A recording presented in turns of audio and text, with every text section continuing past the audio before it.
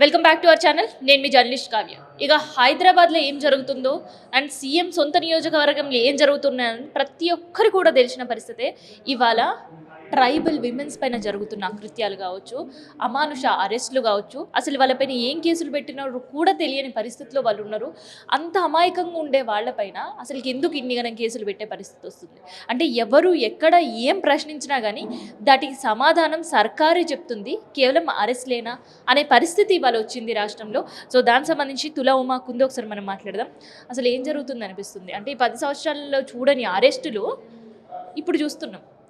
ఏ ప్రతిపక్షం సంబంధించిన వాళ్ళైనా మాట్లాడినారంటే వారు రేపొద్దున అరెస్ట్ అవుతారు అనే విమర్శలే వినిపిస్తున్నాయి. అవి విమర్శలా నిజాలా? అదే మనం చూస్తున్నాం కదా. మీకు తెలిసిన విషయం మాకు కూడా తెలుసు. ఎక్కడ చూసినా కూడా ప్రశ్నిస్తే, నిలదీస్తే, ప్రజా సమస్యలపైన గొంతెత్తి అడిగేటువంటి వాళ్ళను అడగకుండా చేయాలి, ప్రశ్నించే వాళ్ళను లేకుండా చేయాలనేదే ఈ రాష్ట్ర ముఖ్యమంత్రి ఒక టార్గెట్ పెట్టుకొని చేస్తున్నాడు అనేది చాలా స్పష్టంగా కనబడుతుంది. ఇవాళ మహబూబ్నగర్ జిల్లాలో చూస్తున్నారు కదా మీరు. ఫార్మా కంపెనీ ఏదో వాళ్ళ కుటుంబ సభ్యులకి ఇప్పించుకోవడానికి తీసుకొచ్చుకొని అక్కడ ఎవరైతే భూములు పోతురో మా భూములు మా భూములు మీరు గుంజు తీసుకోవద్దు, మా ఇల్లు తీసుకోవద్దు అని చెప్పేసి అడిగినటువంటి వాళ్ళపైన దాడులు చేసి వాళ్ళని అరాచకంగా ఎంత ఘోరంగా అంటే వాళ్ళ భర్తలను ఎక్కడి వాళ్ళని అక్కడ అరెస్ట్ చేసి జైల్లో పెట్టి మళ్ళీ అర్ధరాత్రులలో కూడా పోయి లైట్లు బంద్ చేసి నీళ్లు బంద్ చేసి వాళ్ళకు కమ్యూనికేషన్ ఏమి లేకుండా చేసి ఇంటర్నెట్ కూడా లేకుండా చేసి ఇక ఎక్కడో అంటే మధ్యరాత్రి పోయి కూడా ఆడవాళ్ళను ఎక్కడ పడితే అక్కడ ముట్టుకొని వాళ్ళను ఘోరంగా కొట్టినటువంటి చిత్రవద కాదు, కొట్టినటువంటి వాళ్ళు ఇంకా చెప్పుకోలేకపోతున్నారు. ఇందాక నేను ఆ మహిళల్ని కొంతమందిని కలిసినప్పుడు అసలు ఆ చీకటి సమయంలో ఒకళ్ళం మేమే గుర్తుపట్టుకోలేని పరిస్థితి. చిమ్మ చీకటి, అసలు ఎవరం కూడా ఒకరికొకరం కనబడతలేము. ఆ టైంలో ఎవరిని ఏం చేసిర్రో మేము చెప్పలేనటువంటి పరిస్థితి. అంత దారుణానికి దిగజారి మా పైన దాడి చేసిర్రు. ఒక భయానకమైనటువంటి వాతావరణాన్ని క్రియేట్ చేసి మమ్మల్ని ఇబ్బంది పెట్టిరని ఆ మహిళలు ఏడుస్తూ చెప్తున్నారు. అంటే ఇవల్ల కాయకష్టం చేసి కూలీనాలి పని చేసి పైసా కూడబెట్టుకొని ఒక పూట తిని ఒక పూట తినక వాళ్ళు గుంటనో 2 గుంటలో ఎకరమో 2 ఎకరాల భూములు వాళ్ళు సంపాదించుకున్నారు. ఆ భూమి మీదనే వాళ్ళ జీవన ఆధారం. ఆ ఉన్న భూములనే వాళ్ళు గుంజుకుంటామని అంటే ఎవరికైనా బాధ ఉంటుంది కదా. ఆ బాధతో మా భూములు మీరు తీసుకోవద్దు, మా ఇల్లులు మాకు కావాలి, మా జాగాలు మాకు కావాలని చెప్పేసి వాళ్ళు కొట్లాడుతుంటే ఆ కొట్లాడుతున్నటువంటి వాళ్ళపైన లాఠీలు ప్రయోగించి విపరీతంగా కొట్టి చాలామంది ఒక గర్భిణీ స్త్రీ ఆమె ఒంటరి, అంటే భార్య భర్త ఇద్దరే ఉంటారు. అట్లాంటి ఆ మహిళను మా భర్తను అంటే రాత్రి పోయి అంటే డోర్లు కొడితే ఈ రాత్రి ఎందుకు వచ్చిర్రు అని అంటే నువ్వు డోర్ తీస్తావా లేదా, తీయకపోతే మీ సంగతి చూస్తామని చెప్పేసి బెదిరిస్తే సరే తీద్దాం ఏమవుతుందిలే అని తీస్తే భర్తను కొట్టుకుంటే తీసుకో. అరే మా భర్తను ఎందుకు తీసుకెళ్తున్నావు, నేను కూడా వస్తాను, నాకు ఎవరు లేరు, మా భర్త రేపు నిండు గర్భిణిని, రేపు నాకేమన్నా అయితే నాకు చూసుకునే వాళ్ళు లేరు, నేను కూడా ఆయనతోటి వస్తా అని చెప్పి అంటే ఇప్పుడే తీసుకొస్తామని అంటారు. ఇప్పటికీ ఆయన ఎక్కడ ఏ జైల్లో పెట్టిరో కూడా తెలియదు.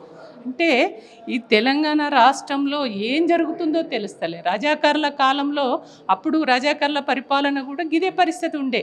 అంటే ఆడవాళ్ళు కనబడితే రొమ్ములు కట్ చేయడము, వేధించడము, బతుకమ్మల అంటే అట్లా బతుకమ్మల్లాగా ఆడించడం బరివాతల బట్టలు లేకుండా. ఆ రోజులను మళ్ళీ వల్ల రేవంత్ ప్రభుత్వం మనకు గుర్తు చేస్తుంది. అంత నీచమైనటువంటి పరిస్థితికి ఇవాళ దిగజారిండు రేవంత్ రెడ్డి. ఇవాళ అంటే ఎట్లా చేసిండంటే ఇవాళ అక్కడ మహబూబ్నగర్ 3-4 గ్రామాలలో ఏంది భార్యకు భర్తల్ని కాకుండా చేసిండు. మా భూములు మాకు కావాలంటే పిల్లలకి తండ్రి లేకుండా చేసిండ్రు. అంటే ఎక్కడోళ్ళు అక్కడ అసలు ఎవరు కనబడితే వాళ్ళని తీసుకొస్తున్నారు, లోపల పడేస్తున్నారు. మళ్ళా అక్కడ అన్ని పార్టీల వాళ్ళు ఉంటారు. అది కాంగ్రెస్ వాళ్ళు ఉంటారు, బీజేపీ వాళ్ళు ఉంటారు, బీఆర్ఎస్ ఉంటుంది. కానీ ఇక్కడ అందరు బీజేపీ, బీఆర్ఎస్, కాంగ్రెస్ అన్ని పార్టీలో అక్కడ ఉన్నప్పుడు ఎందుకు నింద మాత్రం బీఆర్ఎస్ వాళ్ళపైన వేస్తున్నారు? ఎక్కడికక్కడ బీఆర్ఎస్ వాళ్ళని ఎందుకు అరెస్ట్ చేస్తున్నారు? అంటే ప్రతిపక్షం అంటే రాష్ట్రంలో బీఆర్ఎస్ ఒకటే ఉందా? అదే కదా, అంటే ఇవాళ బీఆర్ఎస్ అనేది ఇవాళ ప్రజల పక్షాన నిలబడేటువంటి పార్టీ, ఎప్పుడు ప్రజల పక్షాన్ని కొట్లాడేటువంటి పార్టీ, కొట్లాడి తెచ్చినటువంటి తెలంగాణను దీన్ని బాగు చేసుకోవాలనేటువంటి ఆలోచన ఉన్నటువంటి పార్టీ. కాబట్టి ఇవాళ ప్రతి చిన్న సమస్యను కూడా ఇవాళ మేము ఉన్నామనేటువంటి ఒక భరోసాని ఇస్తున్నటువంటి పార్టీ బీఆర్ఎస్ పార్టీ. ఇవాళ కేటీఆర్ గారిని, హరీష్ గారు కానీ, పార్టీలో ఉన్నటువంటి నాయకులు కేసీఆర్ గారు ఎప్పటికప్పుడు అనునిత్యం ప్రజల పక్షాన నిలబడి ప్రజల గొంతుకై మాట్లాడుతున్నటువంటి పని. కాబట్టి ఇవాళ ఎట్లా చేసి బీఆర్ఎస్ను బదనం చేయాలి, బీఆర్ఎస్ను కన్మరుగు చేస్తామని ఓపెన్గానే చెప్తున్నారు కదా.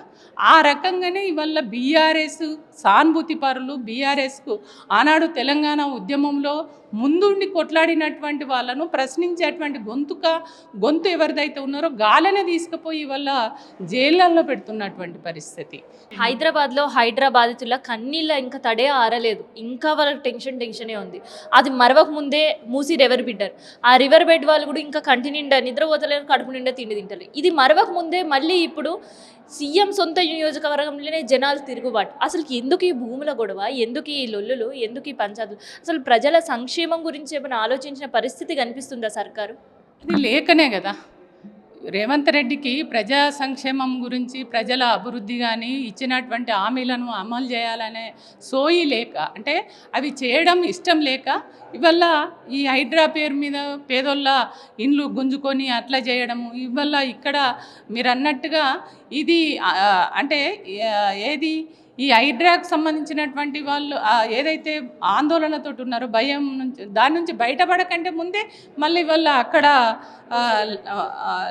మూసి అంటే ఈ ఫార్మా కంపెనీ పేరు మీద సొంత నియోజకవర్గంలో భూములు గుంజుకొని అక్కడ ఉన్నటువంటి మహిళలను, ఎస్టీ మహిళలను ఆ రకమైనటువంటి దాడి చేసి అరాచకానికి ఓటుగడుతున్నటువంటి పరిస్థితి మనం చూస్తూ ఉన్నాం.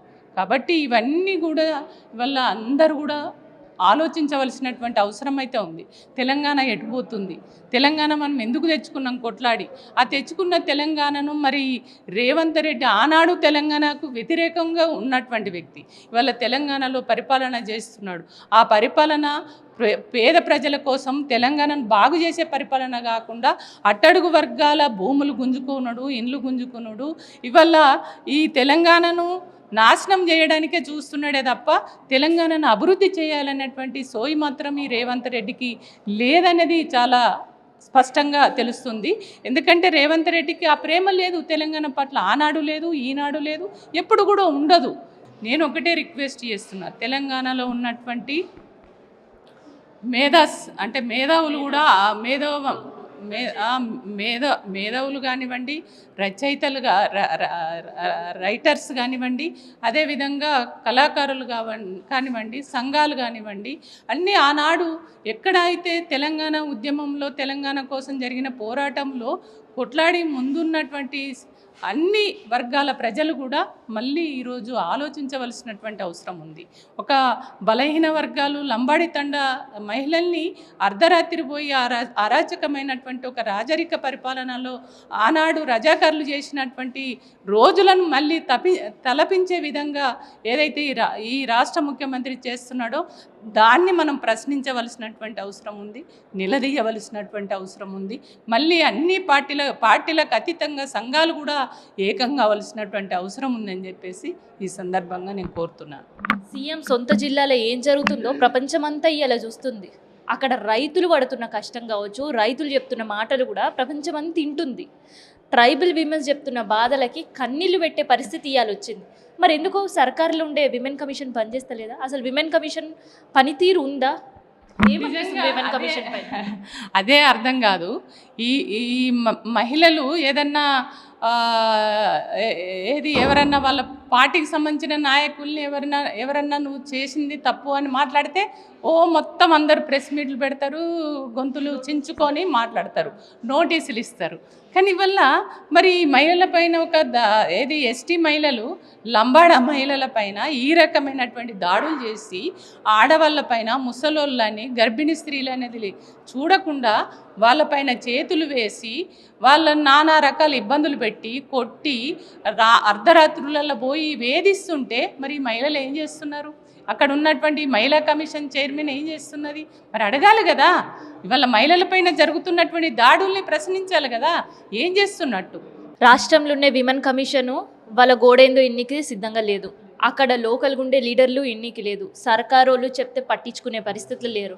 మరి అక్కడ ఉండే వాళ్ళకి భరోసాగా విమెన్ వింగ్గా తులా ఉమక్క ఏం చెప్పాలనుకుంటుంది? అక్కడ మహిళలు చాలా ఆందోళన పరిస్థితులు ఉన్నారు, ఒక భయాందోళన ఉన్నారు. వాళ్ళ మీద పెట్టిన కేసులు ఏందో తెలియదు, వాళ్ళ కుటుంబ సభ్యులు ఏ జైల్లో ఉన్నారో తెలియదు, ఒక అయోమయ పరిస్థితులు ఉన్నారు. వాళ్ళకి ఏం చెప్తారు మీరు ఆ మహిళలు? నిజంగా ఆ మహిళలతో ఇప్పుడు నేను కలిసి మాట్లాడుతుంటే బాధేసింది.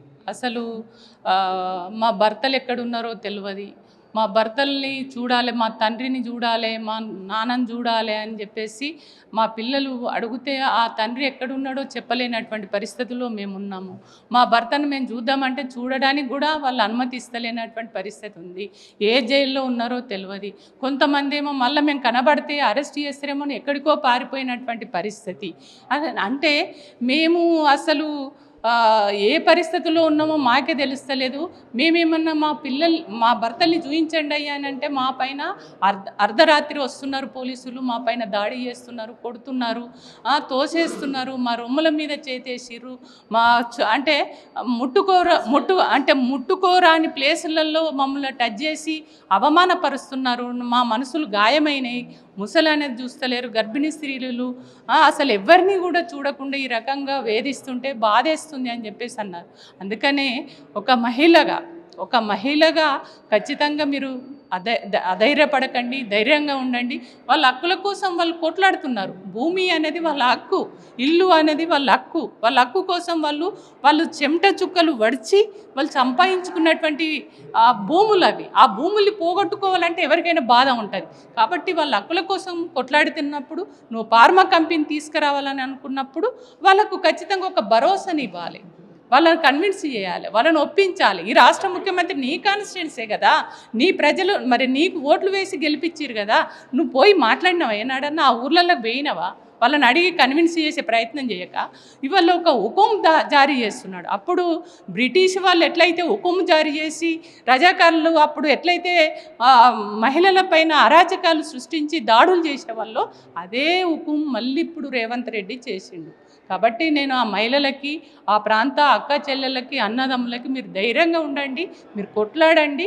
ఖచ్చితంగా మేము బీఆర్ఎస్ పార్టీ పక్షాన, బీఆర్ఎస్ పార్టీ మహిళా విభాగం పక్షాన మీకు అండగా ఉంటాం. ఖచ్చితంగా మేము ముందుంటాం.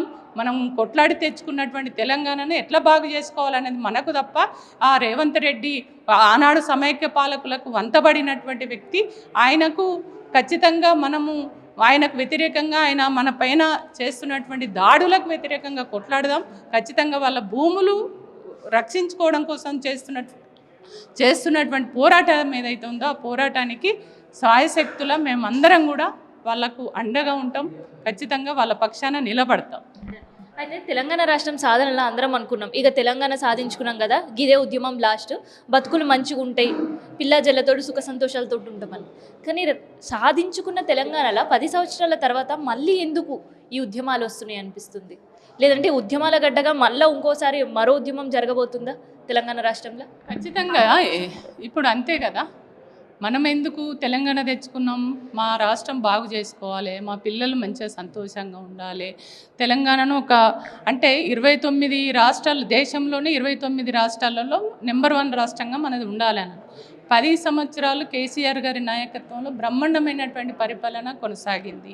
అభివృద్ధిలో కావచ్చు, దీన్ని అన్నిట్లలో ముందుండే విధంగా అన్ని రకాల కూడా మహిళలకు కూడా అనేక రకాల అవకాశాలు కల్పించి ఆ రకంగా అభివృద్ధి చేసినటువంటి రాష్ట్రం తెలంగాణ రాష్ట్రం.